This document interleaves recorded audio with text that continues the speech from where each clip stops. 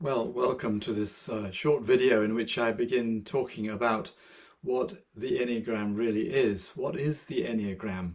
Now, many of you who have probably come across the Enneagram will think of it in terms of being a type of personality typing tool.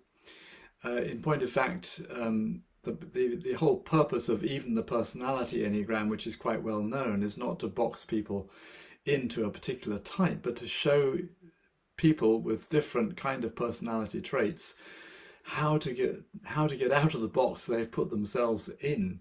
It is to set them free. It is to describe a pathway of growth, which is what the sort of internal lines that crisscross the Enneagram are all about in the personality Enneagram. But originally the Enneagram wasn't, well, certainly the Enneagram can be applied as a personality Enneagram because of the very nature of what it is, which I'll talk about in a minute. But in fact, originally the Enneagram wasn't really a description of personality. There was certainly a developing interest and understanding about different personalities and personality types from ancient times. But the Enneagram itself as a symbol wasn't connected to that sort of understanding until actually the 20th century, when I think it was Oscar Ichazo came across the Enneagram, and out of his interest with all sorts of other sources of ancient wisdom began to put two and two together to form the what ultimately developed into the personality Enneagram. But Gurdjieff was the person, George Ivanovich Gurdjieff was the first person to introduce the symbol of the Enneagram to the Western world, which he did so in, he began talking about what he called his own fourth way, a way of personal growth and transformation that he had discovered in his travels. He said it was rooted in esoteric Christianity, but in fact he discovered the Enneagram, I think it's very likely, in a Sufi monastery in Afghanistan, and the reason for that is to be found in the very detailed exploration of somebody called John Bennett, who was one of his first students, and who after his death went to and visited all the places that Gurdjieff had referred to in his teaching and his talks. Gurdjieff was actually very secretive about the sources of his understanding, not only of the Enneagram but the fourth way as well, but in particular the Enneagram, because he had probably been sworn to secrecy. It was a closely guarded secret because it was felt that people who didn't really understand it at its depth would misunderstand it and then apply it wrongly, and in fact it could do more harm than good perhaps if it's understood in that way. And I have to say that some of the applications of the personality Enneagram to sort of making yourself a success in this world and that sort of thing, I think is a little bit dubious.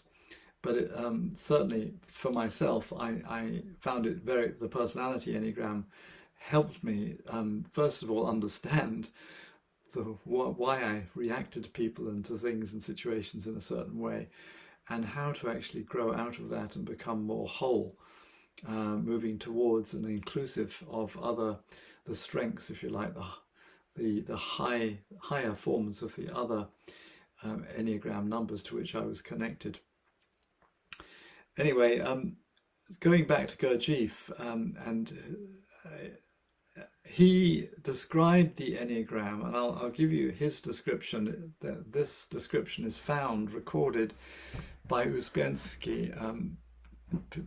Peter Uspensky is in English. Peter would be his name, another Russian who is again one of the very earliest of Gurdjieff's students, and who attended his lectures and seminars and noted and wrote very detailed notes. So this is a quote from Gurdjieff, and I'm going to quote it here so that in full.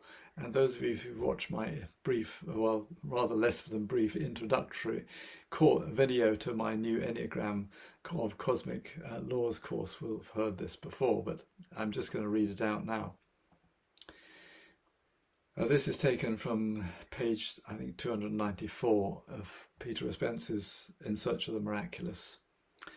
Speaking in general, it must be understood that the Enneagram is a universal symbol. All knowledge can be included in the Enneagram, and with the help of the Enneagram, it can be interpreted. And in this connection, only what a man is able to put into the Enneagram does he actually know, that is, understand. What he cannot put into the Enneagram, he does not understand. So what he's basically saying is it's actually a symbol that contains the key to understanding all knowledge and everything that is. That's a very bold statement. And so he goes on later to say, for the man who is able to make use of it, the Enneagram makes books and libraries entirely unnecessary. Everything can be included and read in the Enneagram.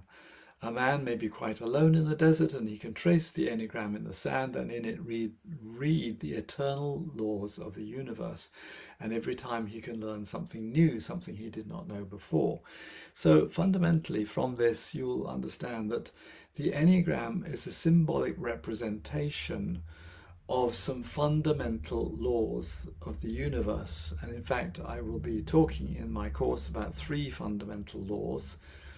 And therefore, this is really how the Enneagram was first to be understood, not as a personality typing tool, but as a way of understanding and then applying some universal laws, not only to life in general, but in particular to the process of transforming us as human beings.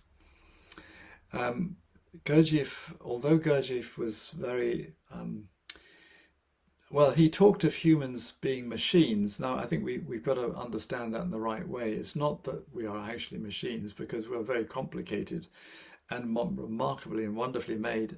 But what he was talking about when he said that human beings were machines is that the way we normally function is mechanical.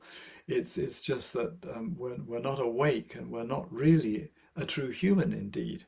And we are so less than human. That's what makes humans machines. But anyway, there are cosmic laws that will help us to understand how to grow.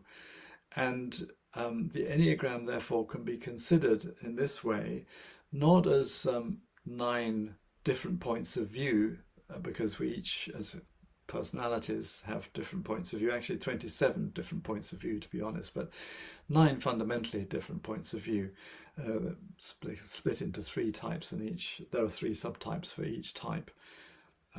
Which you can learn about if you do anything to do with the personality Enneagram. But the whole point is that we can, understanding these laws, we can grow. And there are actually, the Enneagram therefore isn't so much 9 different points of view in space, but it's 9 stages of growth in time. And as we know in our lives, there are no shortcuts to the process of growth as a human being. And I talk about this very much in my Enneagram of Cosmic Laws course. So that's a little bit about the Enneagram and what it is. And just to finish what Gurdjieff says about it, the Enneagram is a fundamental hieroglyph of a universal language which has as many different meanings as there are levels of men. The Enneagram is a thematic diagram of perpetual motion, that is, a machine of eternal movement. But of course it is necessary to know how to read this diagram. The understanding of this symbol and the ability to make use of it give man very great power. It is a perpetual motion, and it's also the philosopher's stone of the alchemist. So we have to understand that human beings, and this is the sort of way that Gurdjieff understood it too, we, if you like, we have the capacity within us to change, if you like, the baser substances of life, or we talk about energies. I mean, everything is energy, from the very basic material substances to the very higher level of energies. And it's a question of being able to transform the baser energies that go to feed us and in a physical form, to have a body that has a physical awareness and senses and sensations, to become far more attuned with and aligned with our divine origin and the divine purpose of our lives, and indeed to return to become who we really were created to be, which is divine human beings. And the reason I still follow the Lord Jesus Christ as a sort of follower of his is because I see in him a complete human being, and that is actually the secret of his divinity.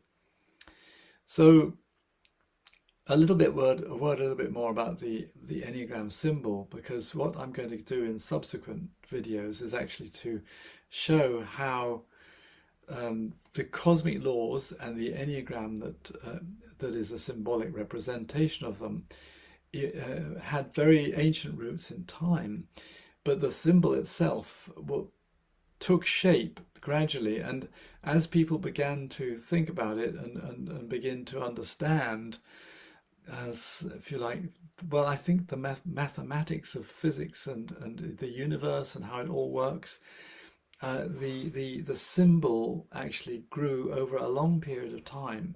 So it had primitive forms going way back to Pythagoras, and then via the predecessors of the Sufi mystic movement and the Essenes, and then the Desert Fathers, influenced by the ancient Chaldean oracles and wisdom of the ancient Far East and ancient Egypt, incorporated it and understood these principles and applied them to life.